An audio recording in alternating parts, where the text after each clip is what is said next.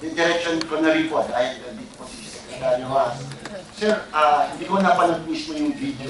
Pero talagang nasabi doon na may nasabi kayong bahala na kayo. Parang, bakit nyo naman po nasabi yun? Nakita natin na natungkado yung video na yun, na iikot. At hindi yun yung kabuuan ng pagpupulong na yun. Ang hindi na-capture doon, yung aking nais na sabihin, na hindi pwede na bahala na kayo. Ibig sabihin, kami, yung posture namin as national government, hindi namin pwedeng iwan na lang sa bahala na yun. Kasi kahit anong mangyari, may obligasyon ang national government na tumugon sa pangangailangan ng mga kababayan natin. So, maaari na yun ang na-twist, na politika, o nilagay sa masamang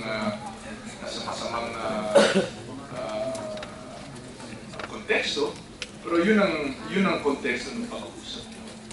Masasabi natin, itong pag-uusap na ito, nangyari ito over the course of several days. Unang gusto ko pong sabihin ay hindi po tumigil.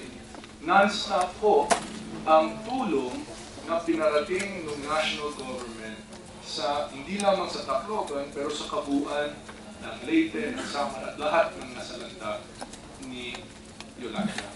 So hindi po may mga anggulo dyan o may mga bumabalagtod dyan ng pangyayari nagsasabi na naging parang kondisyon ito. Hindi po.